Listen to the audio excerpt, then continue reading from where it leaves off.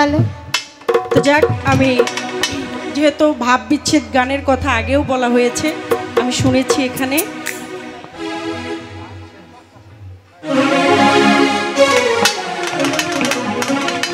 আমি আমাদের মানিকগঞ্জের জালাল সরকার সাহেবের লেখা একটা বিরহ বিচ্ছেদ গান করি, কারণ এখানে অনেক প্রেম বিচ্ছেদ গান হয়েছে।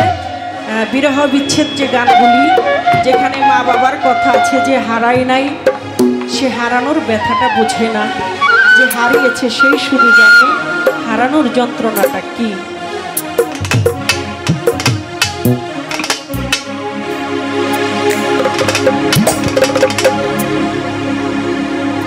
আমার কেউ রইল না রে। আরে মোবাইলটা সেভ করে দাও।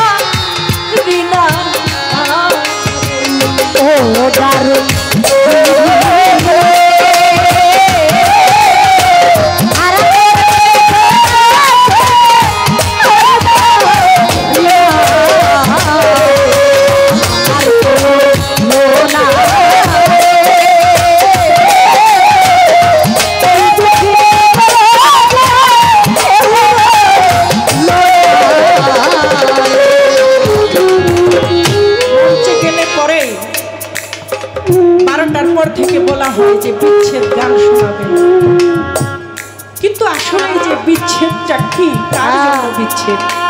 বিচ্ছেদ গানে টান দিলে কেউ নাচানাচি শুরু করে, আবার এমনও মানুষ আছে ও ঝরে দু চোখের পানি ফেলে।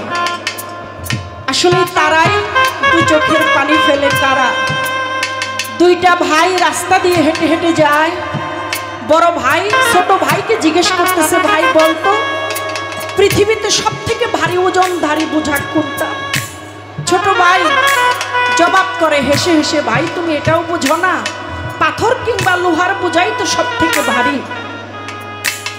কথাটা শুনে বড় ভাই চুপ করে আছে, দেখে ভাইয়ের চোখ দিয়ে গড়গড় করে পানি ঝরতেছে। আহারে, ছোট ভাই যাইয়া বড় ভাইকে জড়ায় ধরছে, ভাই তোমার চোখে পানি কেন? তাহলে কি আমার কোথাও ভুল হয়েছে? বড় ভাইটাও ছোট ভাইকে টান দিয়া বুকে নিছে, আই ভাই আমার বুকে আয়। ও তোর জবাব ভুল নাই, তবে এই ভারী বোঝা আর সেই ভারী বোঝা এক ভারী না। বলে ভাই এটা কেমন কথা?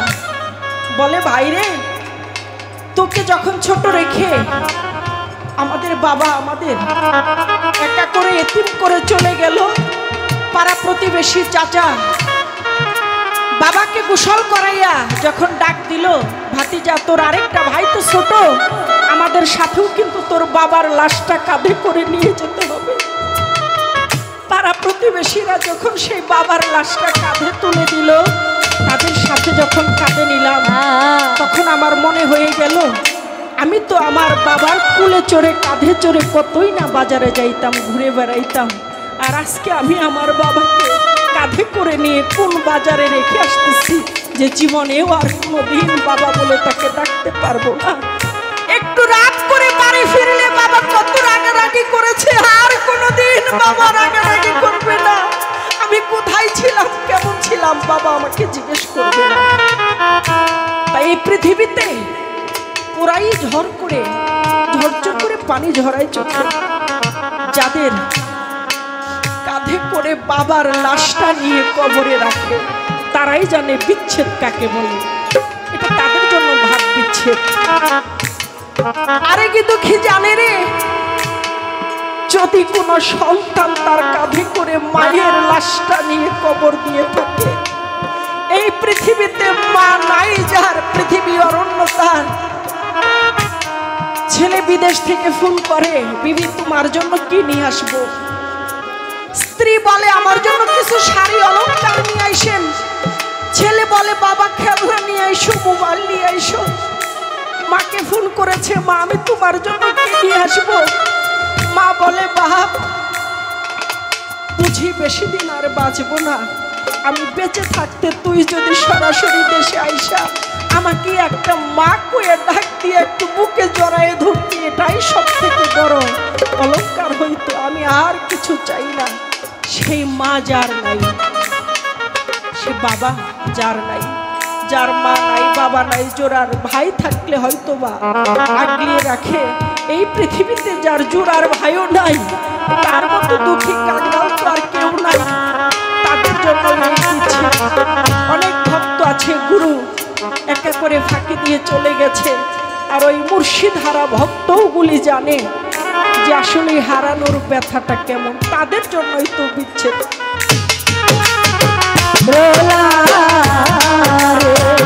আমার কেউ রোনা রে, এই দুঃখী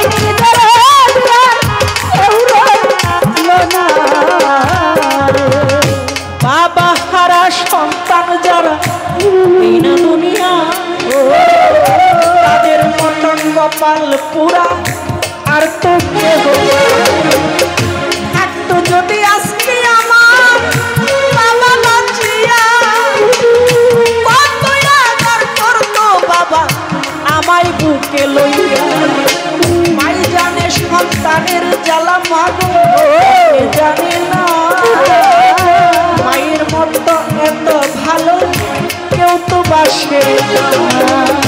ভাই জানে ভাইয়ের জ্বালা রে,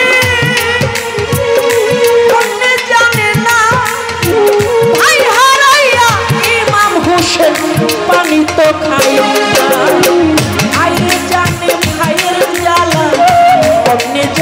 না জগতে হারাইয়া ইমাম হোসেন পানিতে খাইল কোথায় রইলি দরদের বাইরে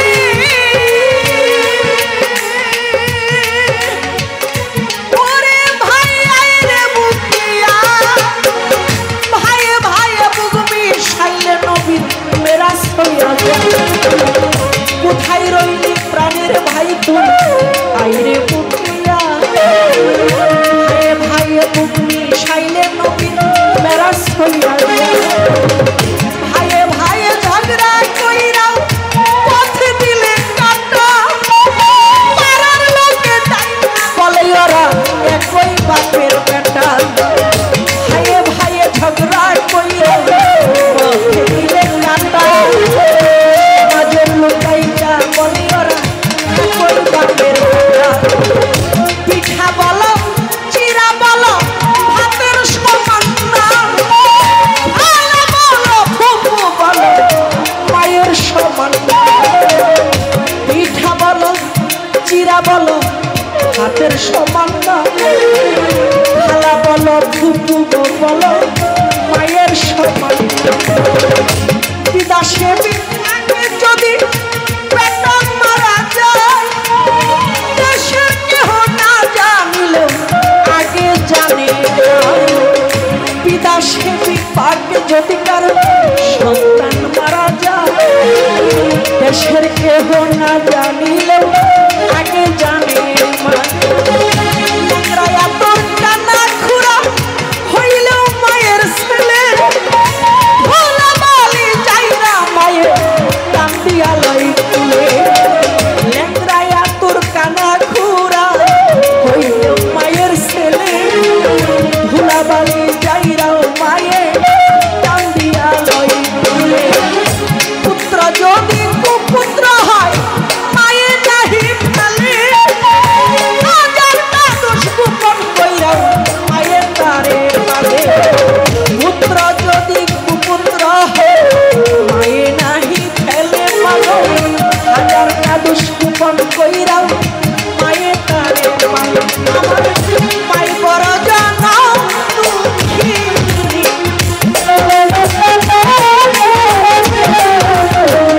সন্তান সুখে আগো নিলে মা মাই বড় জানা দুঃখী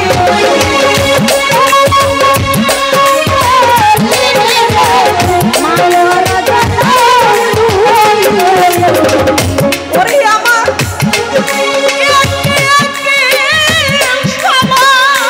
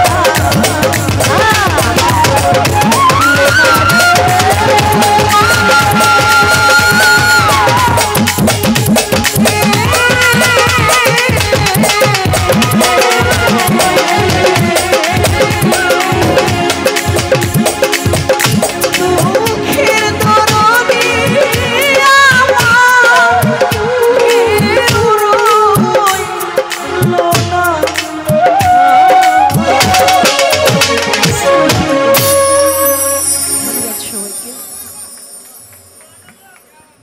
আমাকে অনেকেই পুরস্কৃত করেছে, আমি প্রত্যেকের প্রতি